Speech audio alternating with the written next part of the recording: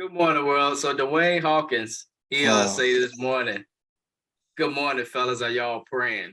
Y'all already know who he talking about. already, Dwayne. It's too early, man.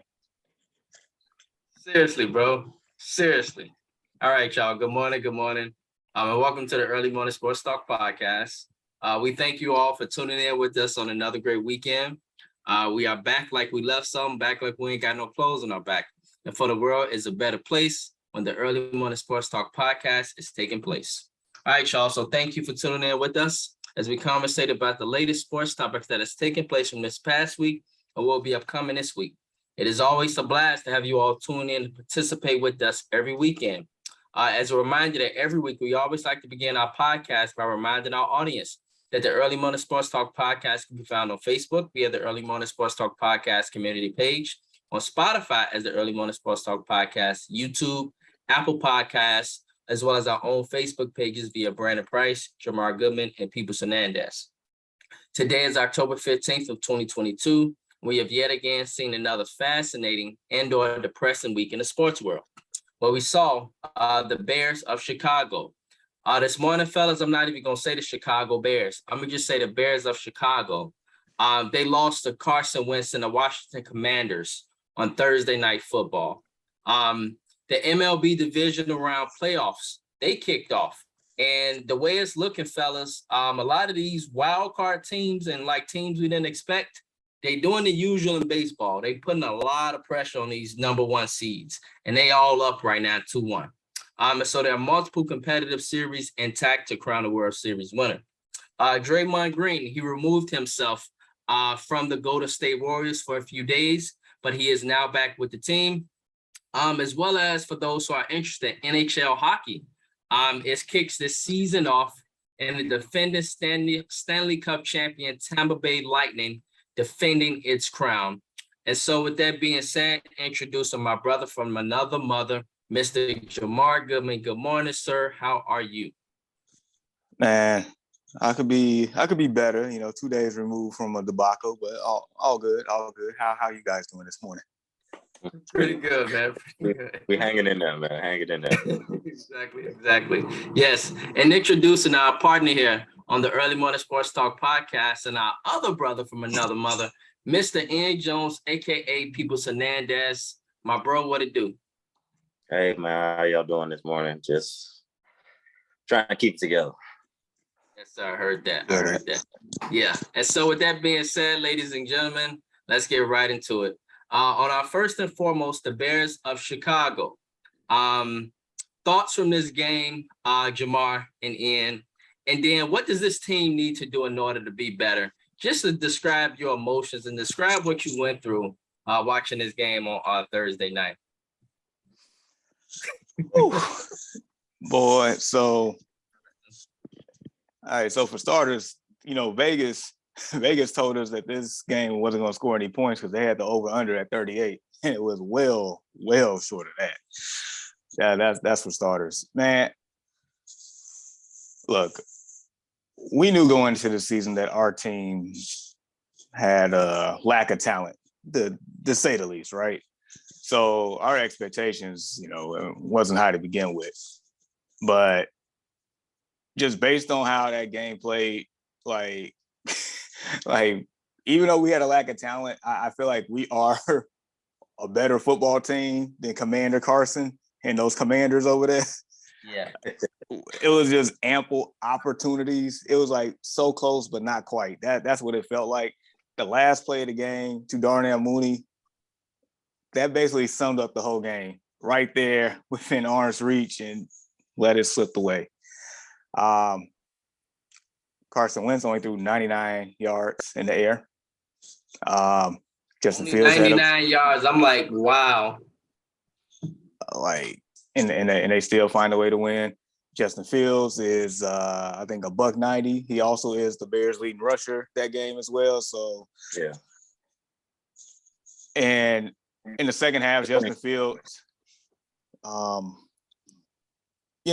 he started to look better in the second half and putting the ball where it needs to be placed. And I'm sorry, but Justin Fields can't catch the ball for you either.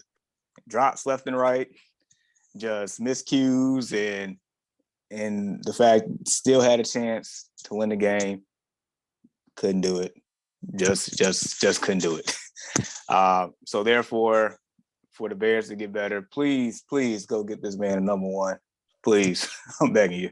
Outside the offensive line, that's the whole nother story. I'm not even gonna get into that. But please get this man a number one because he gave you all that he got, took shot after shot, making things happen, making something out of nothing. Literally, had a chance to win, couldn't do it because people can't catch the ball, people can't block.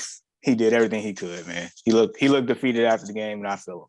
So, Yeah, when he was on the ground, it kind of stated everything. Like at the end of the game, like it was like, yeah, it was tough.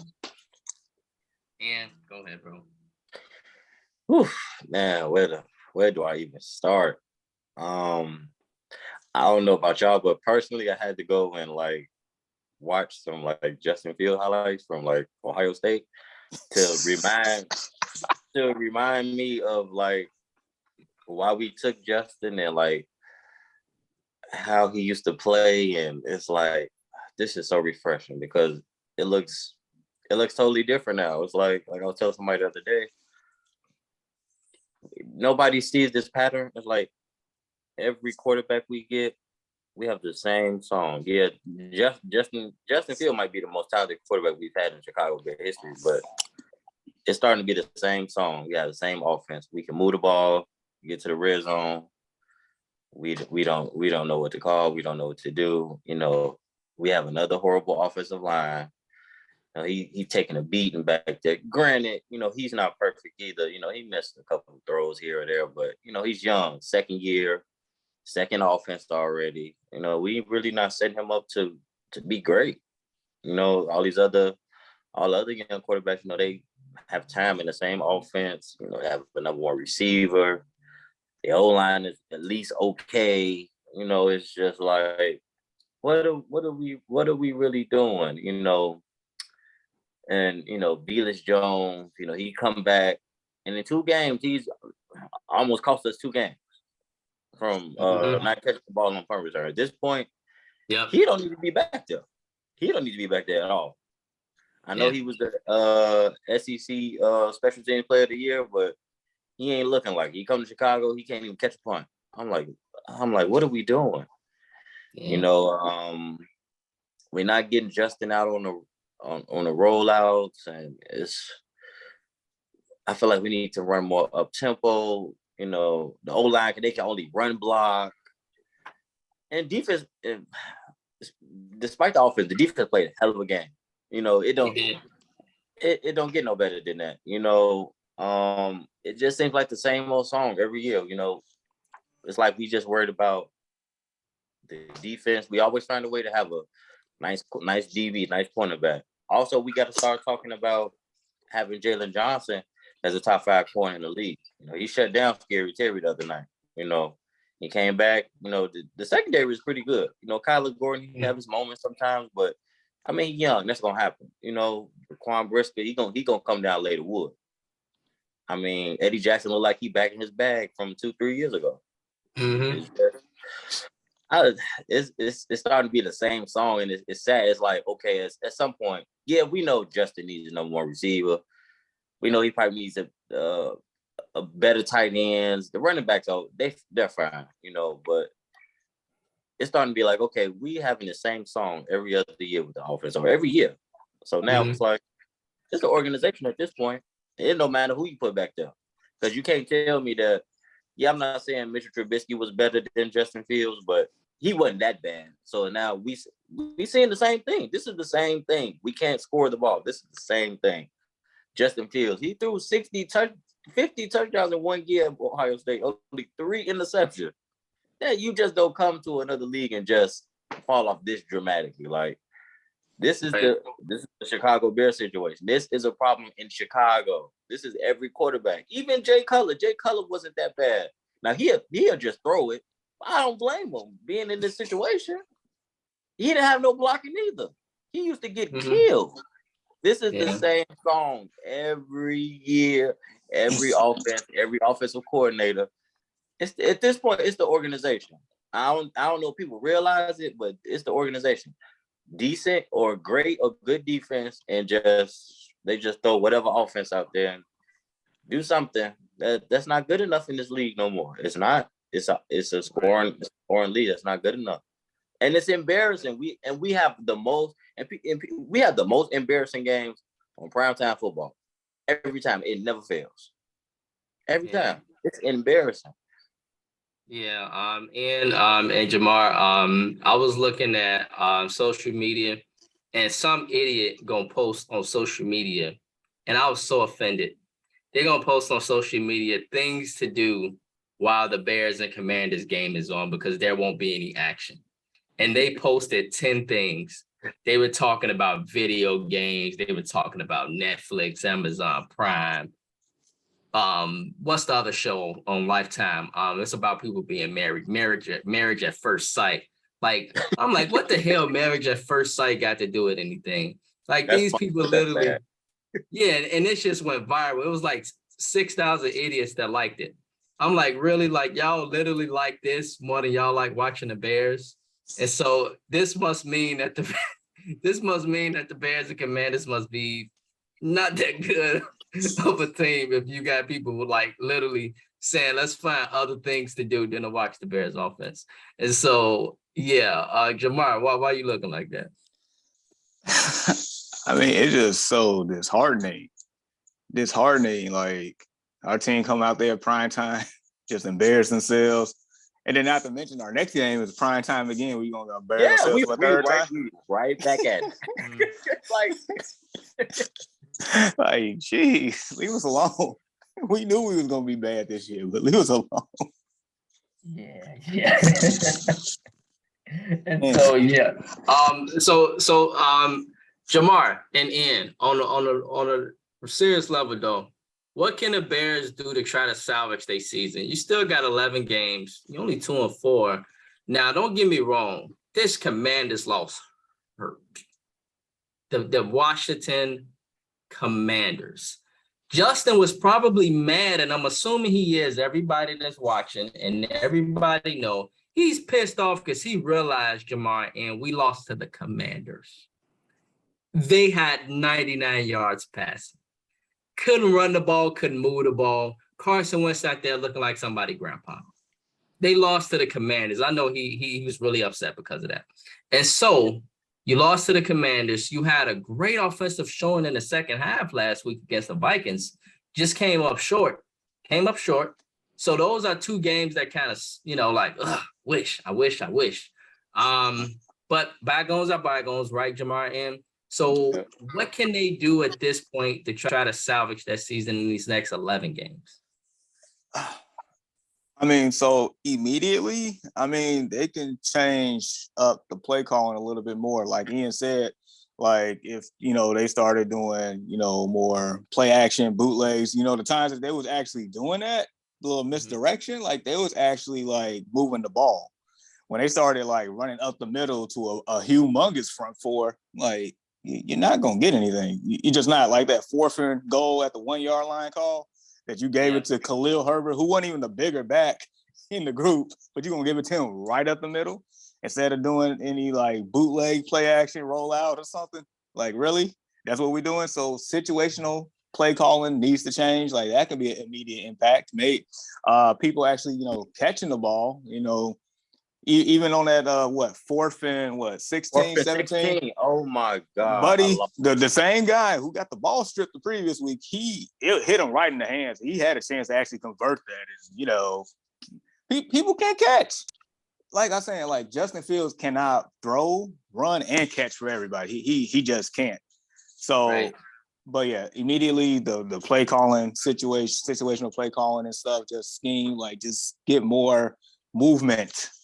Use Justin Fields more like that to help aid the bad offensive line. Just do that. And then, we might actually put up some touchdowns instead of almost not quite. It feels cringy anytime we in the red zone. We get there, then, like Ian said, like we don't know what to do. Same. It seems like the organization feels like this is 1985 all over again. So we're just gonna have a good running back, a good defense. We don't give a darn about the quarterback and the receivers. We just gonna, play this 1985 football in 2022 and expect it to work, and it doesn't. Right. And put you on the spot, bro. With the Bears, do you think sometimes the organization play football a certain way because of the weather in Chicago? I know it's a silly question, but you got wind, you got certain factors, right, that you just don't have in Miami. Do you think sometimes the Bears organization guys sometimes base their repertoire of let's play this team this way because of the weather and stuff like that? Yeah, I think that has a lot to do with it. I was actually telling my mom yesterday. She asked me what did I think about the game. I said, like Jamar stated, the organization, the higher ups, I feel like they're still in this 1985. Like Jamar said, let's run the ball, let's have a great defense, and that's going to win us, a championship. And in this day and age of football, we can't touch the quarterback, can't do certain things like you used to do no more. People are spreading people out. That's not going to work no more. I mean, even like Jamar said with the situational play calling, that has to get better immediately. I feel like we have like probably one of the most dynamic quarterbacks in the league, and he doesn't have read option runs. I feel like they just tell him, you better not get that ball you better not take that ball on the read option. You better give it to the running back every time because it's open every point, to the point where the announcer said all the time, they're playing the Bears and man-to-man coverage. That's why when they don't block and he gets away, it's always 10 yards. It's always the first down. Right.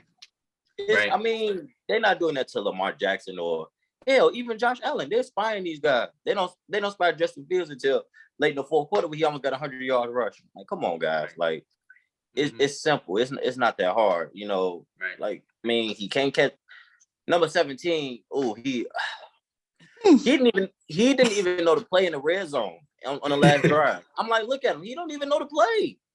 It's 30 seconds left in the game. How you don't know to play? It's just he need to go. Yeah, it's hard to watch it. It's simple things. It's not even hard, it's disheartening, man. And Justin, he looked real defeated, and that's not a good look, for him being that young, man. These quarterbacks, like, Justin Fields and these young quarterbacks, they used to win it from all the way from high school to, college up into now. They used to win it. They're not used to just losing. And like he stated in this press conference, I'm tired of us just being, we almost there, or, we almost got. No, forget that. Ain't no we almost there. We need to start winning now. Ain't no we almost there. We should be winning now. We right there. We this good. So it's just, it's that breaks your spirit as a person. Like, you like, what am I doing here? Do y'all believe in me? Do I even want to play here? Or what's really going on? Facts. And real quick, just to piggyback off of, these guys coming from a winning environment. Remember when Mike Tomlin told Chase Young, he's like, I don't want a player like you. He's like, why? Because that means I would have to suck in order to get a player like you in the draft.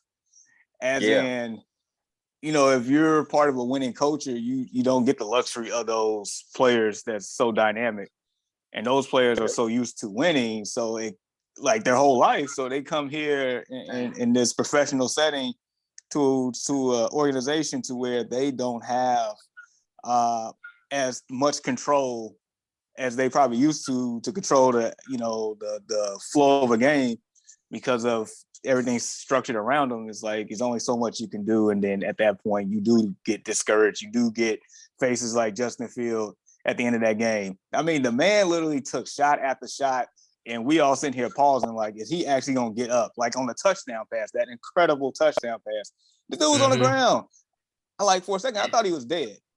And then he moved and did push-ups and stuff. But still, it's like, bro, like to go through all that and still lose, yeah, I would feel the same way too. Right. Wow. So yeah, well, I think you guys really get a in-depth you get to see how a lot of Bears fans really feel, because this is indeed a Bears podcast. And so it's a little miserable right now, but hey, Annie Jamar, we got 11 more. And Justin Fields is electric. I just want to throw my little 2 cents in outside of the two guys here. I just wish they would have kept the ball in Justin's hand and just let him do something, damn it. I did not like them just passing the ball to Darnell. I didn't like that. Darnell Mooney is really not a number. I just wish they would have just kept the ball in his hands and let him decide to do something with it. But that's just me. And so, yes. All right. Well, let's progress. Fellas, let's continue to talk about the NFL. Top 5 NFL teams. Top 5 NFL teams. And so, Jamar, before we talk about Morgan Park and Simeon, give us your top 5 NFL teams. Who is the top 5 teams in NFL right now? All right, so at number 5, I got the best team in the NFC West, and that's the the San Francisco 49ers. Okay. I got the Niners. No, Niner game is real. Outside of that, I guess bad loss to the Broncos. I'm not gonna count week 1 because that was a different era. But no, Jimmy G, he's in his I don't say in his bag, but he has definitely a chip on his shoulder right now to prove all the haters wrong. It's kind of similar to Matt Stafford last year, as in Matt Stafford's actually, in environment pressure, chip on his shoulder.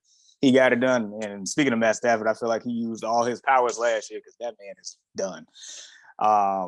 But no, the Niners defense is legit.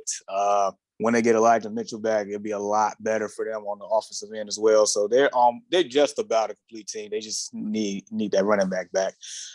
Number 4, I'm pretty sure Rhonda's watching, and I normally don't do this, but the Dallas Cowboys. My gosh, Yeah, good team. They are just overall they just a solid football team, and I think a lot of it is the pass rush and that defense. That defense is actually legit. That's the key to this, because Cooper Rush is game managing his butt off here.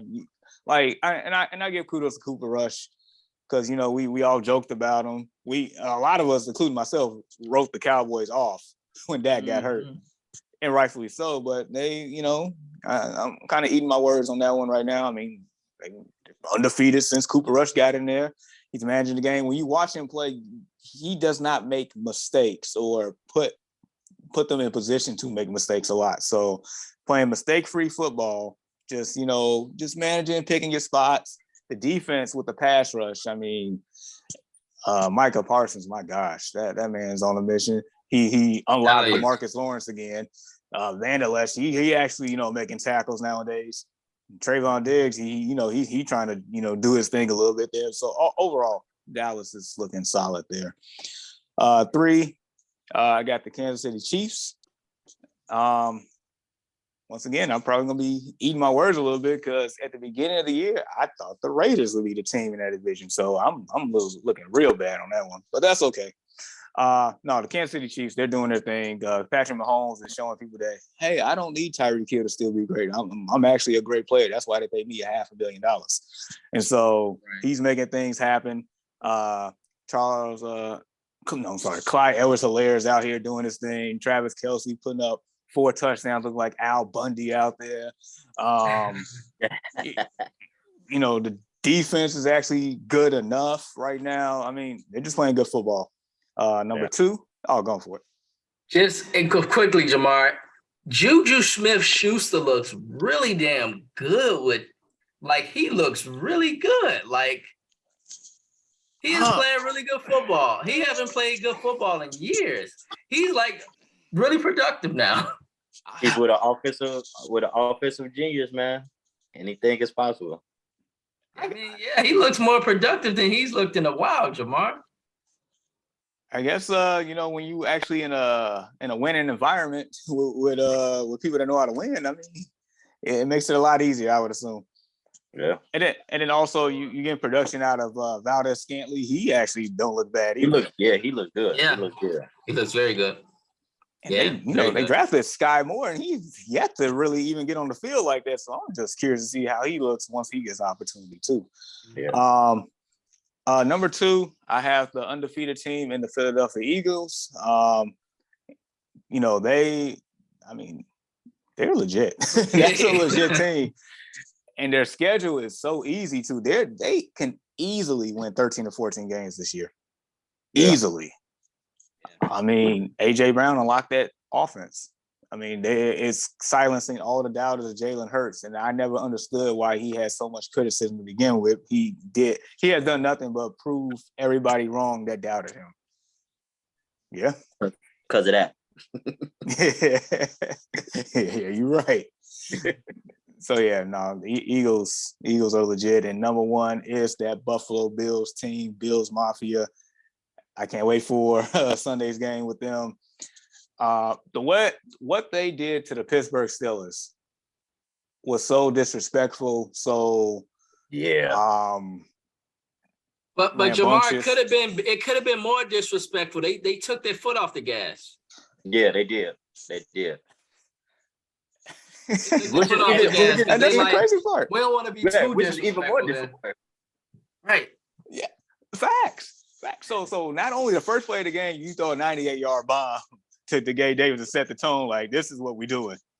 The second touchdown that he called, the fact that he ripped it out of Minka's hands and had that man fall on the ground in the end zone. I'm like, all right, y'all on one for real.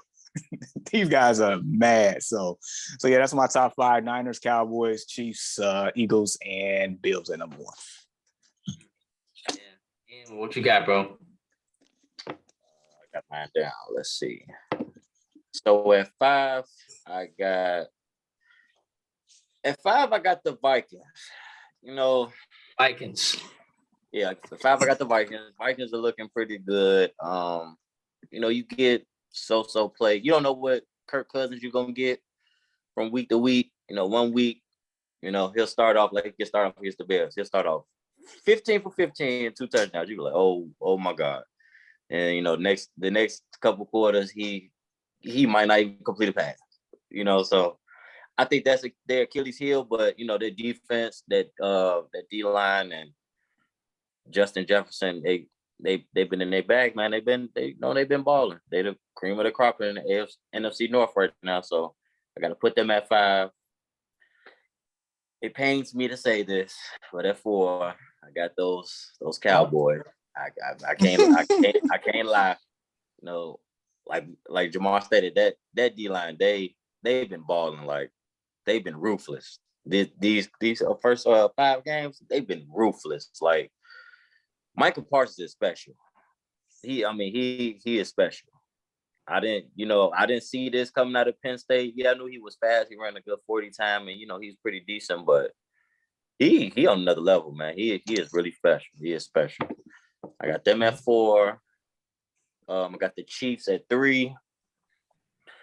I feel like the Chiefs are kind of like low key. They just winning, coasting along. Nobody really talking about them. Like y'all said, they don't have Tyreek Hill no more. It's just Travis Kelce, Pat, and the rest of the crew, and they just doing their thing, man. They just balling. I guess it's kind of a gift and a curse losing Tyreek Hill. He don't really have to kind of force the ball to him, or kind of, he could just spread the ball around and then boom, hit. That's true. When I really think Travis Kelce. Spread the wealth. Yep. So I got them at 3. This was a tough one, but I got the Bills at 2 only because of the loss. Yeah. I got the Bills at 2. This could change interchangeably any week. And then I got the Eagles. They're undefeated. Last undefeated team. I got the Eagles at 1. Yeah. And I got the same top 5 as you. World, what do you guys think? Like, what is your top 5? So quickly, y'all. Kevin Ho. Good morning, Kevin. Good morning, Rhonda. Good morning, Coach Mark. Dwayne. Kevin stated a good friend of mine in the bar industry said Justin Fields parties way too hard before games, especially last week. And so we curious, Kevin, where is he partying at? On Hubbard Street, right in Clark Division, Right. Richardville, Jamar, like where is he partying at? I wanna know. Oh, block. So, No. yeah, that ain't the place to party. Hey, And so yeah, right.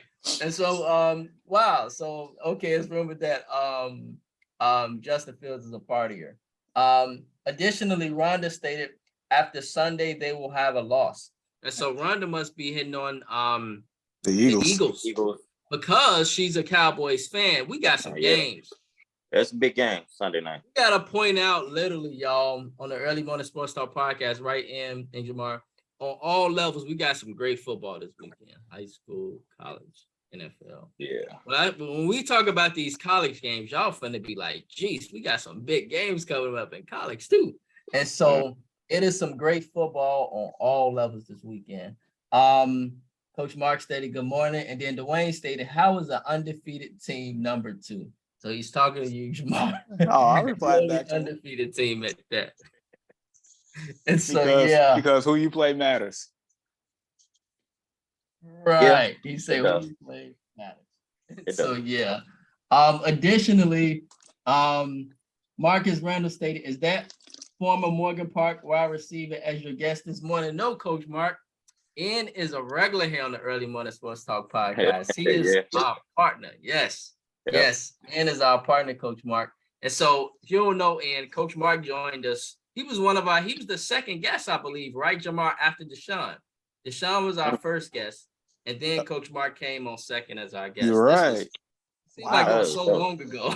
Yeah, It was dope. a couple years ago. We got to get him back on here.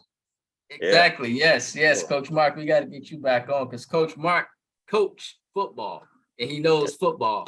And Coach Mark makes quarterbacks, right, Ian? Yeah. He'll make him a damn quarterback. Yes, Coach Mark makes quarterbacks. And so yes, Dwayne, he stated that he's a Tom Brady fan. Crazy Bucks not in nobody's. I thought about it, Dwayne. I really did. I thought about it, but their offensive line, it's too many questions there, man. And I just look at the other teams. They're vulnerable, and not to mention that BS roughing the passer call to where the Falcons was probably gonna come back and score a touchdown and win that game. We ain't got to get to it today, but I'm just saying. I almost fell off the couch last Sunday watching that, man. He just got plugged with the refs. Just got plugged. Like, I'm sitting there like, what? I mean, Yeah, look, couldn't y'all, believe it. look, overseas, y'all, my cousin, okay, he get into American football now.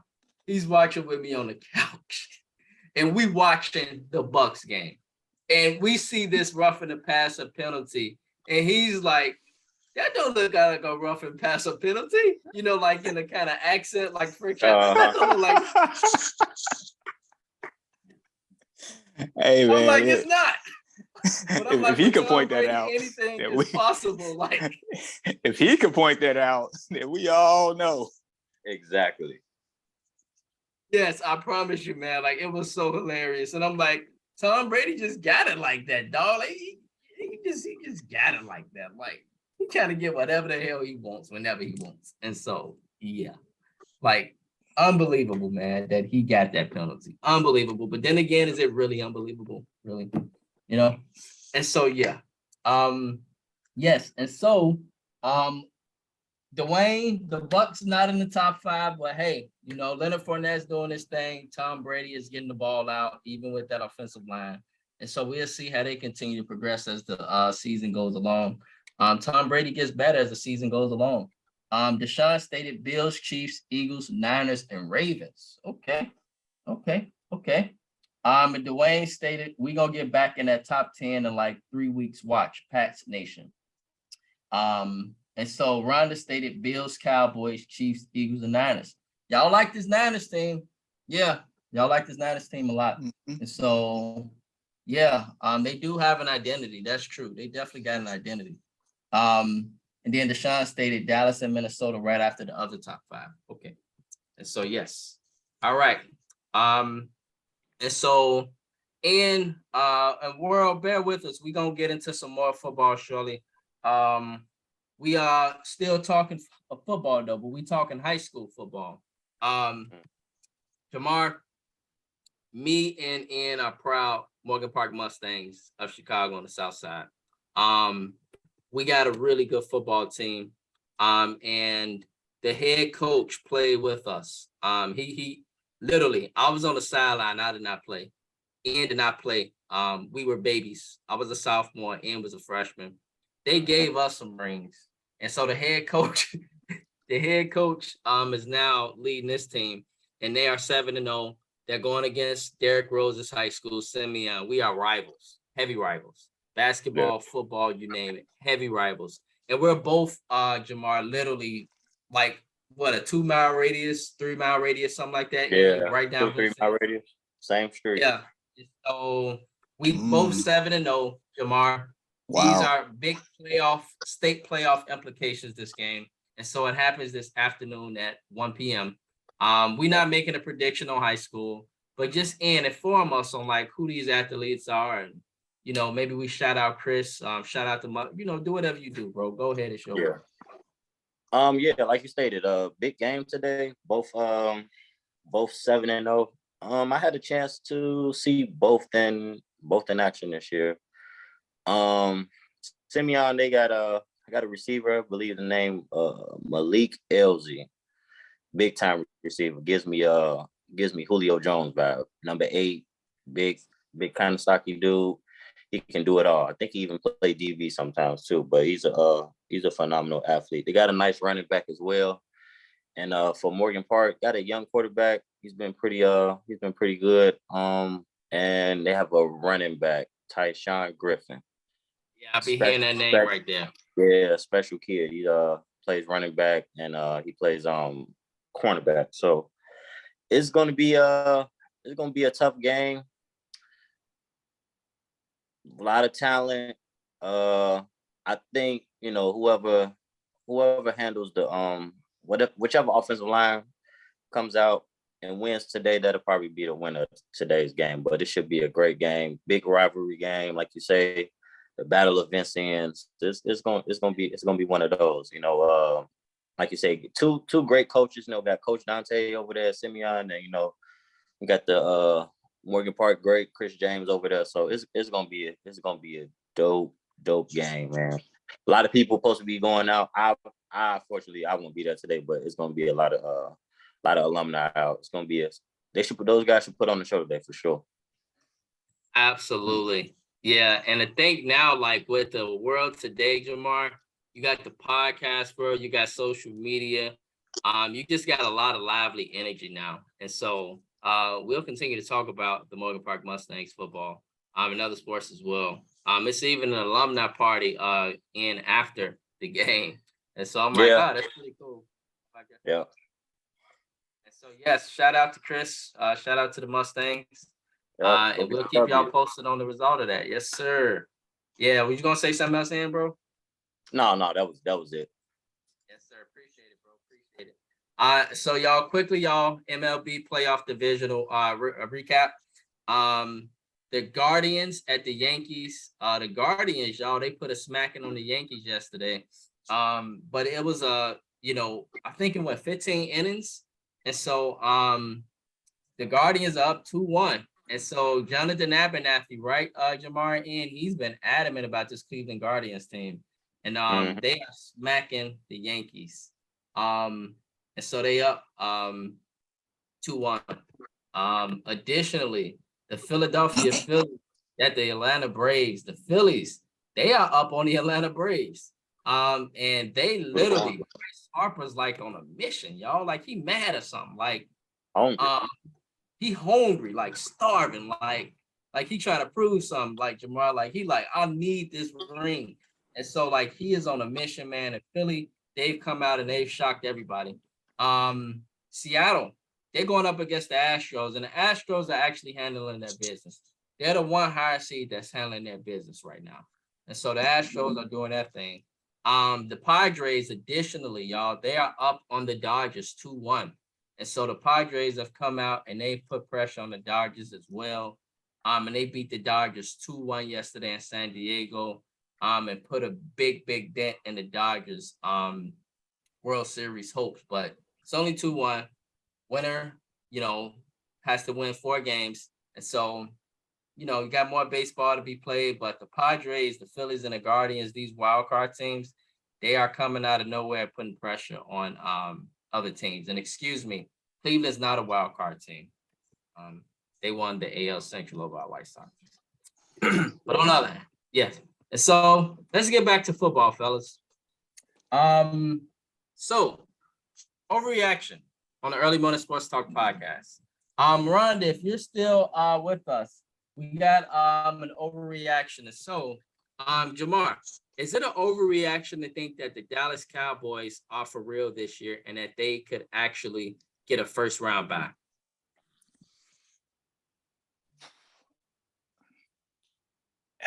It is not an overreaction. And I'm basing that on Micah Parsons and that defense. If the defense can continue to cause havoc and create turnovers and get good field position for the offense, then yeah, it's not an overreaction that can happen. But we will know a lot more to this story Sunday when the Eagles and the Cowboys play. Because it's funny, 2 years ago, we was clowning this division, the NFC least. Right. And now, best division in football record-wise. So there you go. Yeah. That's factual. I immediately thought of that. I'm like, damn. When I saw the Giants beat the Packers, I'm like, damn. So yeah, Ian, is this an overreaction that the Cowboys are for real? I would say overreaction only for one reason, because I see Dak is in a hurry to rush back, and that's because, Cooper Rush, he's been balling. He's 4-0. So it's like, at the end of the day, Cooper Rush is not the starter. Should he stay starter? Yeah, he should, because he has this team, trending toward, just, man, they've been winning. I mean, they can't lose with Cooper Rush. But we all know the analytics and the logistics of things. They paying Dak Prescott 40 million a year. He's going to be the starter. He has to play. They're not going to sit a $30 million man on the bench. And it's getting hot in that quarterback room. That's why he's trying to get back. At first he wasn't supposed to come back for a while. He didn't try to come back in the last 3 weeks. Yeah, damn it. He took those crutches and threw them, and he like, get off me. He tried to go back. He tried to go back. So it's like, as a coach, this is a tough one. Do you bring your starter back? And, he ain't played in a couple games. He's kind of rusty. The team is, they hot. So you in between, you almost can kind of mess up the chemistry of the team or just the flow of the team with, bringing Dak back. Because I feel like when Dak come back, they're going to try to throw the ball 100 times a game, and they're going to be the Cowboys again. So it's like, do we keep Cooper Rush? In for now, we're winning right now. We're here. So, that's a tough one. But at the same time, I'm not going to sit my quarterback that I paid $30 million, $40 million to on the bench. If that's the case, we don't need him then. So eventually Dak is going to come back, but that's my only kind of overreaction with it. But other than that, you got to give hats off to them. They've been showing up every week. That defense showed up for them every week. They do. And it kind of makes Cooper Rush job easy. Yeah, it does. Especially, the two-head monster. They got Tony Pollard and Ezekiel Elliott. He's coming around a little bit, but, they got the offense going well, man. Look at Jamar. Right. Yeah. Well, is that from a fantasy perspective, Jamar? Both. Fantasy and real. Get this man out of here. He's done. Sauteed.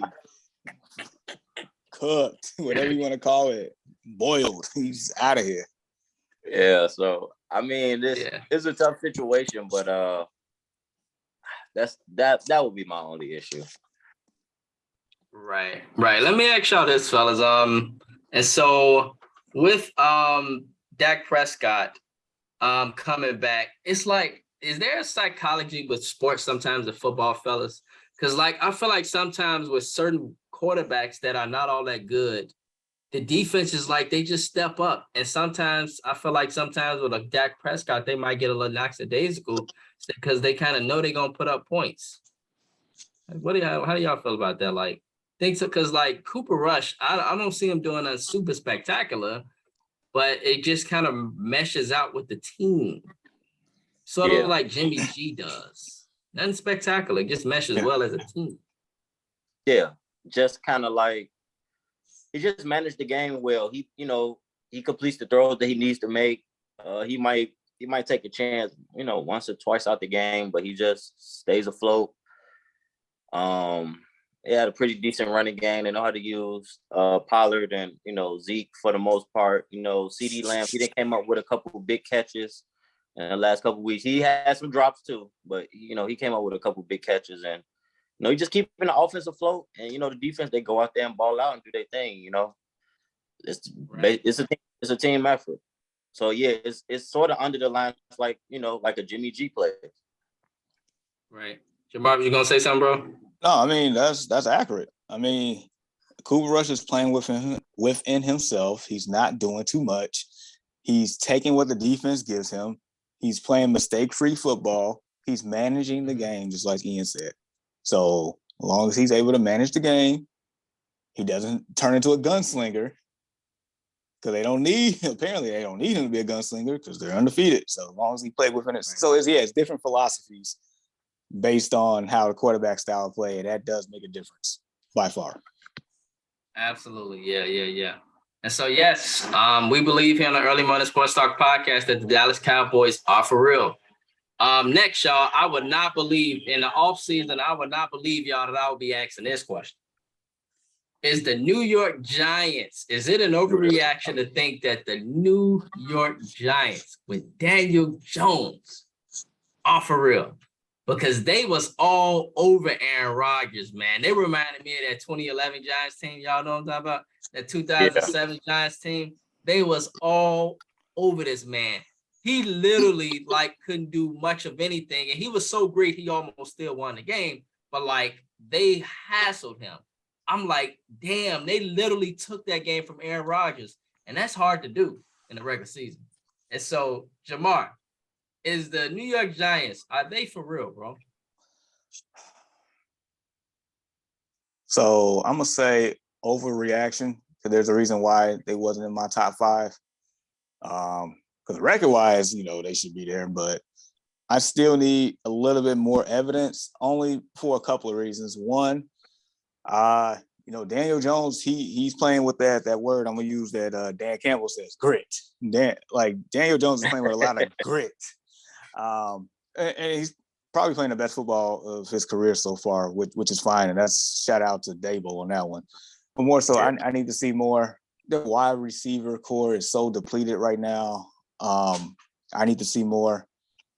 Defense is impressive. I just need to see a little bit more from that Giants offense. Yeah, what about you, I totally agree with Jamar.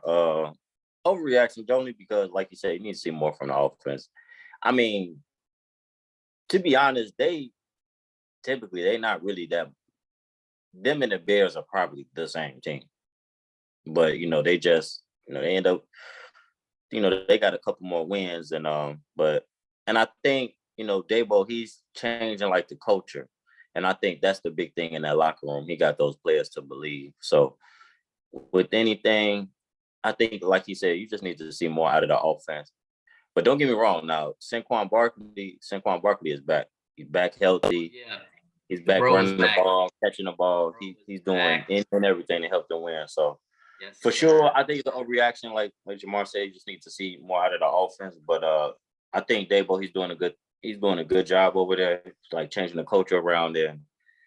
it's probably going to be some roster changes within this next year as well. But hey, you got to give them their flowers. They're 4-1, big win against Green Bay last week. Right. Our next one, y'all. And of course, this is always approved by Ann and Jamar. We noticed some going on in New Orleans, and he's been doing this for years. We just wonder, Jamar, why he don't get that love he really deserves. Guy by the name of Taysom Hill. Bro, this man is always scoring a damn touchdown for this team. He's kind of in a way winning games for this team, literally himself. And so I'm curious, y'all, because this is a quarterback award, and it's a quarterback award. And Taysom Hill is a quarterback. Okay. Mm-hmm. And so I know he ain't putting up a whole bunch of 500 yards passing, but damn it, when he's getting the ball for this Saints team, he's just doing a lot of amazing stuff. Is it time, y'all, that we begin to try to put this guy in an award category or something, such as an Offensive Player of the Year award? Well, am I going too far if I say MVP? Like, so, Jamar, is it an overreaction to think this might be an overreaction? That quarterback Taysom Hill deserves to be put in a conversation for Offensive Player of the Year or MVP award. Because this man is a record. He's a grown man on that field. As far as MVP, that's a super overreaction. Yeah. Offensive Player of the Year, it's an overreaction. Look, for MVP, that's dead in the water. Like that's a wrap. The Saints are 2-3. No, heck no. Also, Player of the Year, like I'm sure Saquon Barkley is more deserving of that.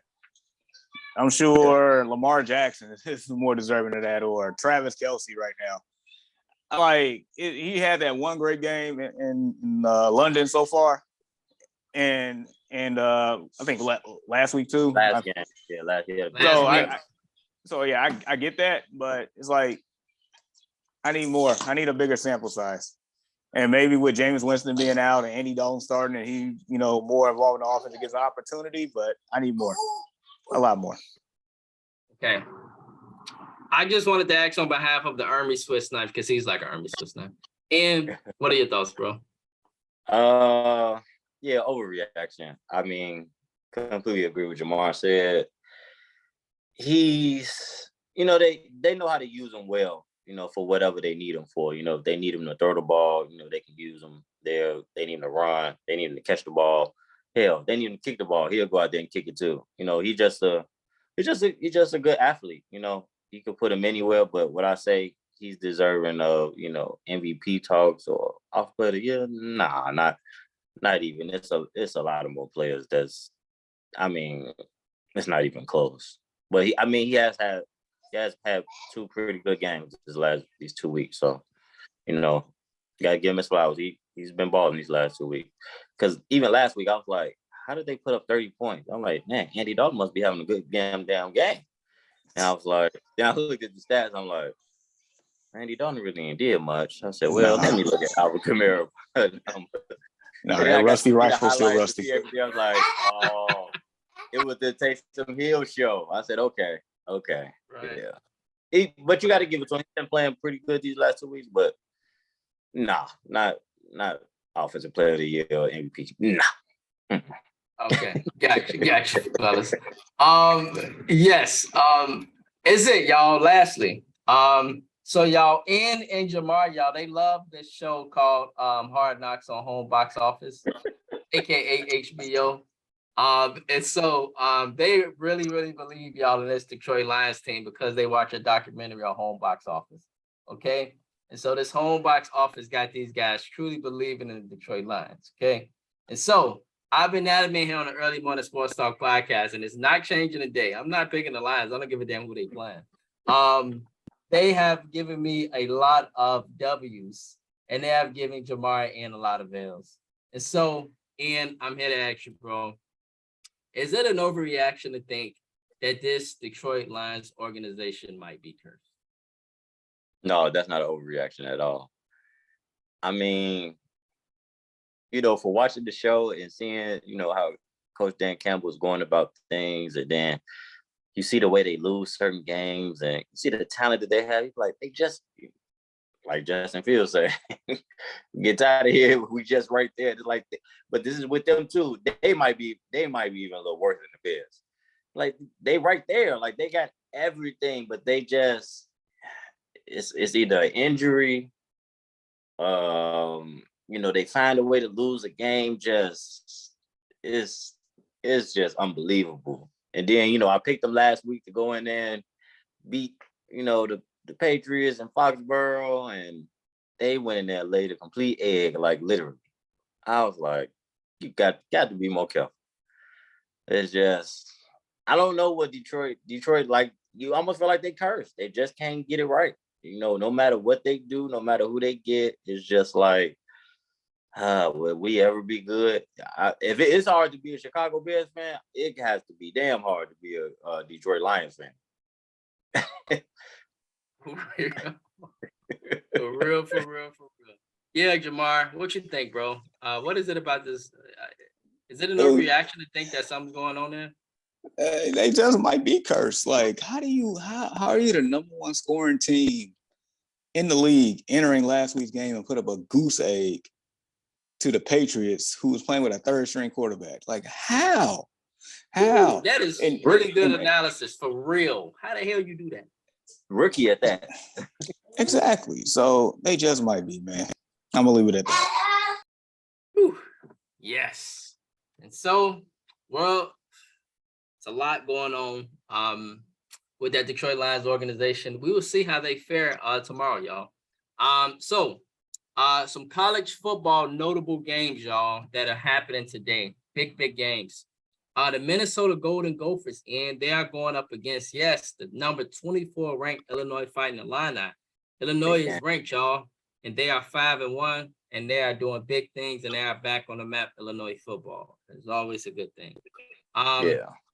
Number 10 Penn State at the number 5 Michigan Wolverines. And yes, this is a very big game today as well. Number 10 Penn State at number 5 Michigan Wolverines. Number 19 Kansas at Oklahoma. And no, this is not basketball. The number 19 ranked Kansas Jayhawks are undefeated, and they are playing up against a very disappointing Oklahoma football team. Number 3 Alabama. I don't know how the hell they dropped to number 3 but I think a lot of it got to do with other teams like scoring more points the previous week or whatever. So they're vulnerable, I suppose. And so the number 3 Alabama Crimson Tide, we don't really see Jamar because they going up against number 6 Tennessee, and Tennessee is very talented. And they are like doing really, really good. And when Tennessee's winning, it's always good for college football. And so that's a big game. Get your popcorn ready for that one. Additionally, get your popcorn ready for these other games. 8 Oklahoma State at 13 TCU. These are 2 very good football teams. 15 North Carolina State at 18 Syracuse, at ACC showdown. 16 Mississippi State at 22 Kentucky. This is going to be a nice game because Mississippi State got great helmets, and 22 Kentucky got a great quarterback. And this kid is supposed to be possibly a high draft pick. And then number 7 USC. Check out the Trojans. They are back. They are at number 20 Utah. And so these are the notable college football games for today. A lot of big games. And so, Ian, if you're ready, bro, let's go ahead and let's get into our NFL picks as we get ready to conclude this morning. So, a lot of big games, world. A lot of big games. So, let's go ahead and let's get to our picks. I mean, I can actually see it here. So, Jamar, the Niners, bro, they go up against the Falcons tomorrow. The Falcons last week, a lot of people felt like were robbed. So they're at home against the Niners. The Niners are in the top 5 of a lot of people this morning. And so do the Niners take care of business tomorrow at this Falcons team, who is really not that bad of a team, it appears. And so, Let Ian go first on this one. Ian, go ahead, bro. Taking Falcons in the upset at home. Falcons in the upset at home. Okay. And for me, I'm gonna go with the Niners. Yeah, I could see Atlanta winning this game though, but I think the Niners are the better team, bro, and I think they'll pull this one out. So I'm gonna actually go with the Niners on this one. Okay. Yeah, go ahead, bro.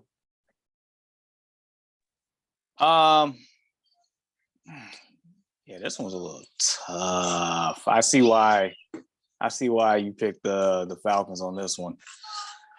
Because Falcons is like there's levels of trash. I put Falcons at the the top item of the trash. I'm taking the Niners though.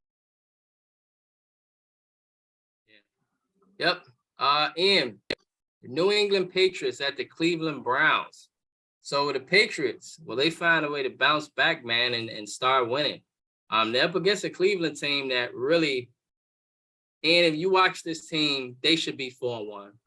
I feel so bad for Nick Chubb, bro, because he is one of the top backs in the league, putting this team on his back, and they 2-3 right now instead of being 4-1 because of bad management in the fourth quarter and the final minutes of the game. And so, curious, bro, do the Browns bounce back tomorrow against the Patriots? Yeah, I got the Browns. I got the Browns in this one. I think Nick Chubb has a big day. I got the Browns. Yeah. And I'm actually with you. I got the Browns too. I know, this is about our backup quarterbacks, but I do think that Jacoby Brissett is a better quarterback. I think Cleveland is a better team. New England got a really good defense, it appears, but Cleveland, I think, is just a better team from what I've seen thus far. So I'm gonna go with the Browns. Jamar, what do you think, bro? Man, you know what? Just for Dwayne's sake, I'm gonna actually take the Patriots. I don't have the warm and fuzzies about that at all. But if it does come down to coaching and late game situations, I would take the guy in New England. So I can see that, Jamar, because this Cleveland coach, Stefanski, he done lost them 2 games. They should be 4-1. They should be 4-1. Really blew those games. Oh, that hurts. All right, and the Jets, bro, they 3-2, and they going into Green Bay tomorrow. Do the Jets they pull this one out? People really start raising their eyebrows. Do they go up in Green Bay and pull off an upset tomorrow? Yep, Jets go into Green Bay and pull out an upset. I'm taking the Jets. Yeah, very intriguing. For me, I'm gonna go with the Packers just because the Jets are explosive. They are. The Green Bay's a really good team too, man. Even with Randall Cobb, his old ASS is playing good football. Yeah, he is, bro. Like, he's balling. They doing a little something. It's just they got the Giants took that game from them. They just bullied them. I'm gonna go with the Green Bay Packers in this one. I'm gonna go with Green Bay because I think the best player on the field is Aaron Rodgers by far. So I'm gonna go with Green Bay. Jamar, I'm stuck on this one though. I swear to God, but I'm gonna go with Green Bay. I'm just man. I've been jumping on the Jets bandwagon train a little bit the last couple of weeks with these picks. Jets, it's just something about that Jets team that's just, it's not the same blunder. It's a little different here, just a little different. You know what? We're gonna do it again. Taking the Jets. We're gonna do it again. All right. Got 2 for the Jets tomorrow. Don't blame you. All right. Jacksonville. Maybe Jacksonville is who we thought they were. They are 2-3, and they are going to Indianapolis tomorrow. So Ian, do Jacksonville bounce back or do Indianapolis finally get on the right track? Oh, this is kind of a toss up, but it's tough. I'm gonna go Jacksonville. All right. That's it. You just gonna go Jacksonville. Yeah, I'm gonna go Jacksonville. All right. All right. Got this brief. Jamar, who you got, bro? Bro, I have a hard time. I have a hard time looking at the Colts record, it being 2-2-1, when I know darn well it should be 0-4-1 right now. I just have a hard time. And look, here's the difference, Colts fans. Look, our team, we had expectations of being trash this year. Colts had expectations of winning the division. But we all know the way Matt Ryan and that offense looks, it's just not good. It's just not. Yeah, I'm taking Jacksonville. Man. All right. I'm gonna roll with y'all. I'm gonna go with Jacksonville in this one. Jonathan Taylor is holding this team down for the Colts, and he's been their offense. Yeah. And so the only thing is though is that Jacksonville seems to have a better team thus far, a more tougher team, a more balanced team, even though they're 2-3. I'm gonna go with Jacksonville tomorrow as well. I'm gonna roll with you guys. Minnesota at Miami, and I think right now Miami is on a third string quarterback because Teddy got hit. He was out the game like in a first play or something. And so who you got for this one? Minnesota, Miami. I want to say Miami so bad, but I don't know. Why? Because it's like in Miami, and Miami sneak people in Miami a lot. Yeah, it could be a distraction, and they could catch you off guard. Man, they be snaking people in Miami. Yeah, just ask Tom Brady and the Bears. It happens every time. Man, I want to say Miami so bad, but coming with a third string quarterback, not even Teddy, that's tough to pick them against a 4-1 Vikings team. So I'll say the Vikings, but I wouldn't be surprised if Miami pulls it out. But I'll say the Vikings. Okay. Jamar, who you got, bro? You know what? I was leaning towards the Vikings based. I was definitely leaning towards the Vikings until Ian started talking about Miami, and I thought about it, and I'm like, you know what? This feels like a Kirk Cousins game to lose. This feels like it. It just does. Third string or not, I feel like Daniel's going to have them Raheem Mostert show out here. Could be. I like as the Vikings should win this game, but I'm picking the Dolphins. Wow.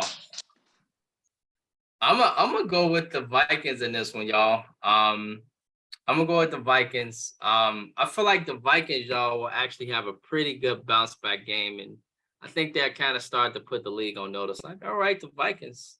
You know, I think Justin Jefferson, y'all, is the difference in this game tomorrow.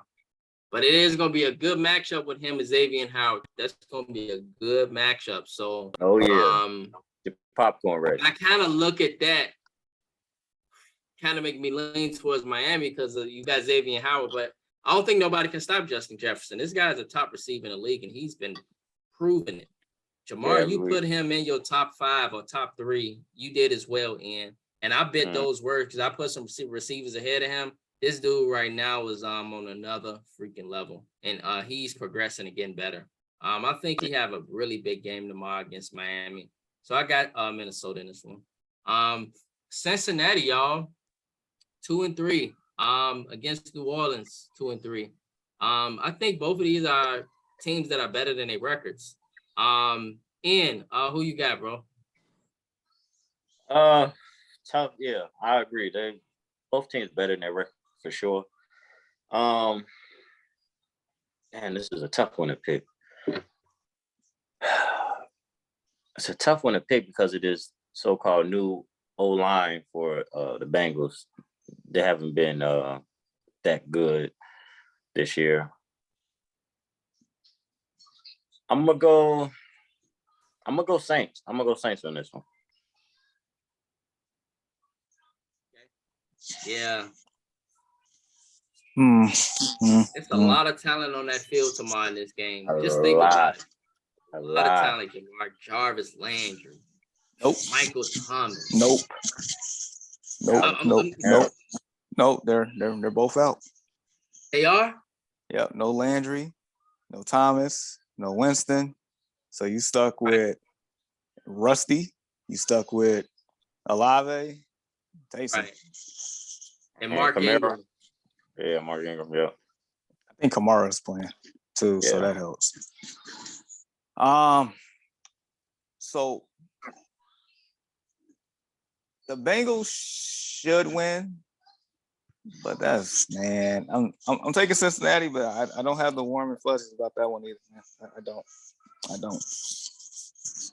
Yeah. I don't like the way Joe Burrow's been playing this year and that O-line.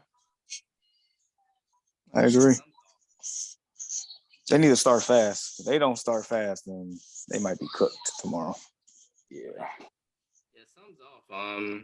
Maybe they got a hangover still. Maybe they'll. I don't know.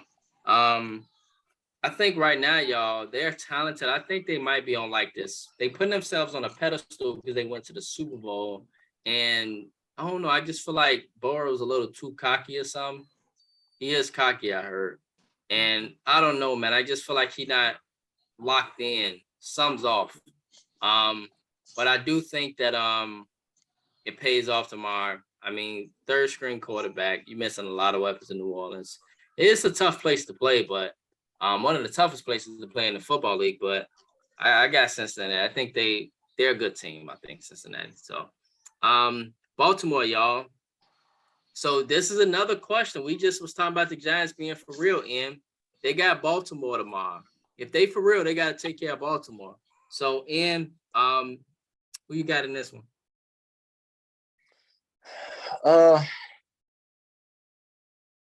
I'm taking Lamar. I'm taking Lamar in this one. I take the Ravens. Yeah, Jamal, who you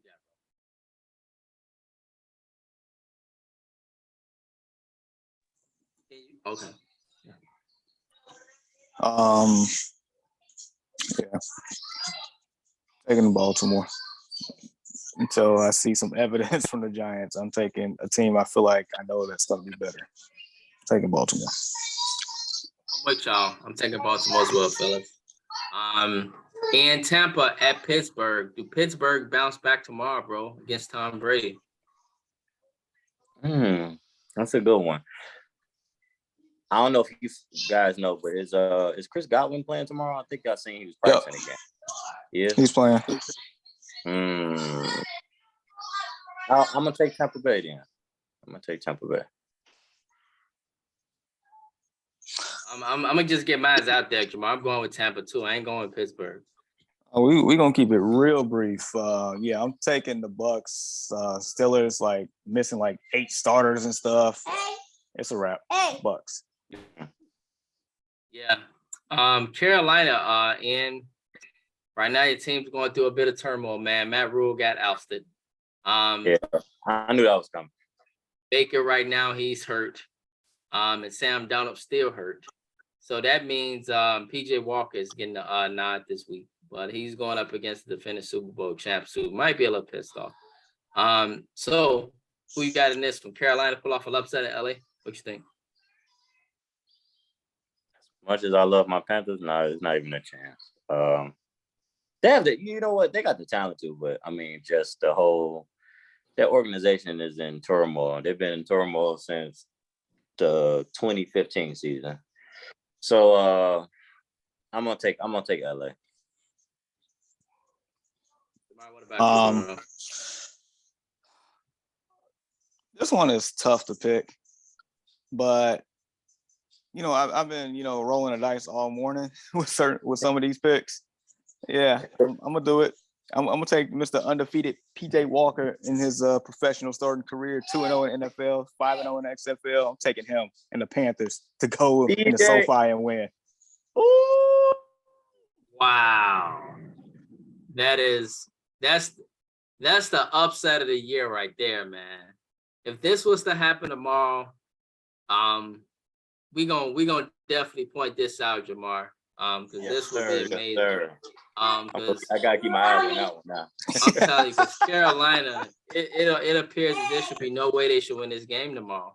But if they do, I'm gonna give you kudos, man. And if they do, guess what, y'all? It's gonna be some headlines coming out of LA, baby. Because if they 2-4 with the all-star team that they supposedly got, defending Super Bowl champions, it's gonna be like, is it a real hangover in LA for real? Like literally a real hangover. And so we will see. Definitely eyes on that one. Arizona and Seattle, y'all. Geno versus Kyler. But one of these guys get a chance to get back at a good standing to be at 500. And so, Ian, who you got in this one? This is a tough one, actually. Geno Smith been playing probably his best football maybe since his West Virginia days. He's been putting up points every week. He's been showing up every week. Yep. Kyler is my guy, one of my guys. This is a tough one. But I might go with the upset. I'm going to go with Seattle. I think Seattle will win this one. Seattle. And yeah, for me, I'm looking at this game and I'm seeing a potential for a fun football game. I like Ian sometimes to point out games. I'm gonna point out this one because I think this will be some fireworks tomorrow in this one, man. Kyler gonna be all over the field. Seattle got an explosive offense. But I'm gonna go with Seattle in this one too. I think Seattle pulls this one out at home, actually. Jamar, who you got in this one, bro? Man, I really thought you was gonna take his Cardinals. We love the Cardinals. Hey man, all I'm gonna say is they wrote me off, but I didn't write back. Right. At Seattle. All right. Yeah. Now we got two big ones, y'all. We got two big ones. Buffalo and Kansas City. And they are back in Kansas City. This week? Back to the scene of the crime, huh? Got two big ones going on, man, this weekend. And they both prime time too, so everybody can watch them. And so yes.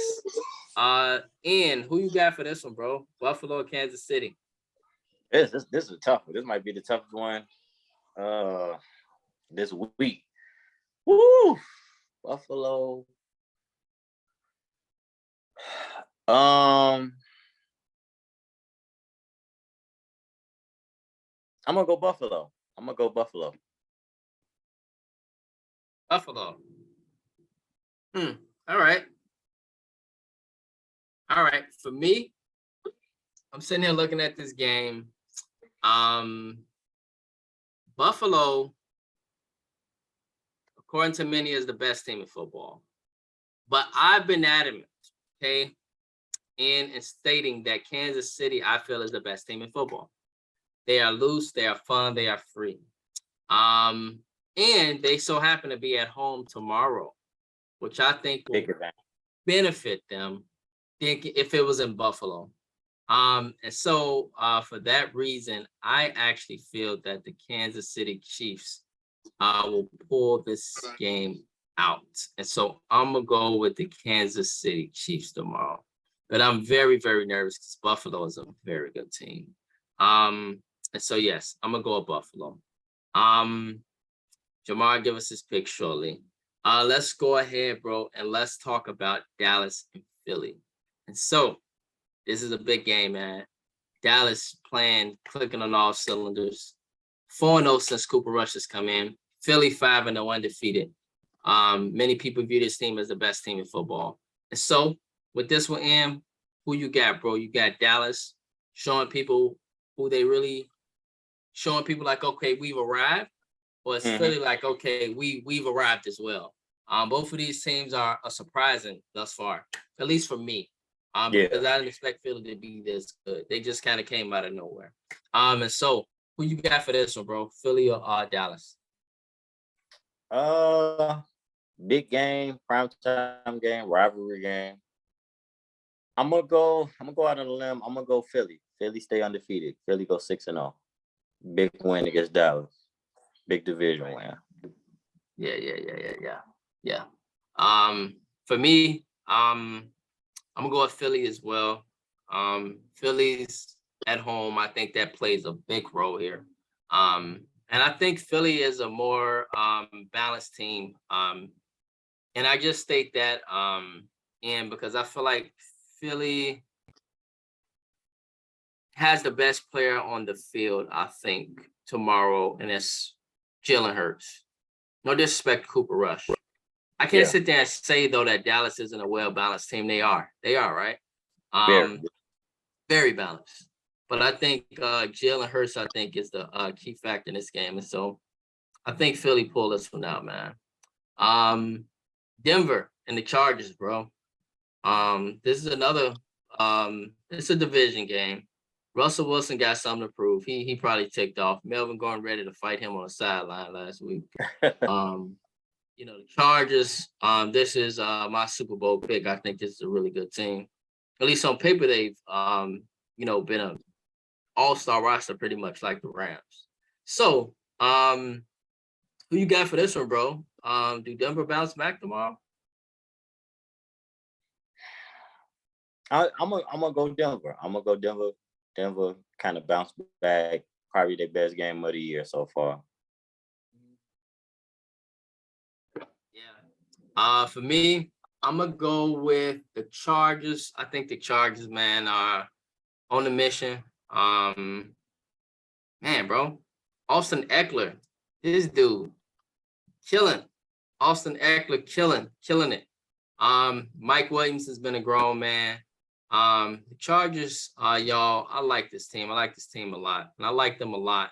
Come January too. Because I believe they will be there. In January, and so I got the Chargers for this one. And so yes, on that basis, that concludes our picks. Jamar will give us his picks, and we will make sure that we get that over to you guys as we post our picks every weekend on the Early Morning Sports Talk podcast. And so we got a lot of good football going on this weekend, and on all three levels. High school, We got Morgan Park and Simeon. College, we got a bunch of big games: Michigan, Penn State, Alabama, Tennessee, Oklahoma State, TCU. Whole bunch of wonderful games there. And then this weekend in the NFL, outside of the Bears' abysmality, we got Buffalo and Kansas City, and we got Dallas and Philly. So it's a lot of good football going on all levels. And so if you're a football fan, it should be a good weekend for you because it's a lot going on for sure. So with that being said, world, that concludes our conversation this morning on the Early Morning Sports Talk podcast. We want to remind you guys you can find us on various platforms. And I want to ask you, what other ventures or other podcasts or platforms can our viewers find you on? As of right now, just on here. As of right now, trying to get some stuff together with TPM Sports, but as of right now, just with you guys right now. Right. Additionally, you can find our brother Jamar on Destination Fantasy Podcast. That is a fantasy football based podcast, and they air every Saturday or every Sunday morning, at 7 a.m. Central Standard Time. And it's an affiliation with the Early Morning Sports Talk podcast. And so, just curious, bro. And as we head into the weekend, we do final thoughts and shout outs. So, I want to ask you, bro, any final thoughts and shout outs as we head into the weekend? Yeah, shout out to Chris James, Morgan Park coach. Got a 7-0. Go get that big W today against Simeon, our rival. Should be a great game. Everybody, y'all go have fun, support the team. Yeah, and everybody, be safe. Have a good weekend. Enjoy the weekend. Yes, indeed. I second that, bro. Yeah. Shout out to the Morgan Park Mustangs. Everyone be safe. Have a safe and productive weekend. Be safe. Keep God first. And remember that with God, all things are possible. Yes. And so shout out to the Philadelphia Phillies, by the way. I want to put that out there because they have surprised me as a baseball team. And so I'm definitely looking forward to seeing that team continue to ride their wave. And so with that being said, world, Thank you all for tuning in with us this morning on this wonderful hour and a half of sports talk. We appreciate all the love and support. May each of you have a blessed weekend and peace. Peace.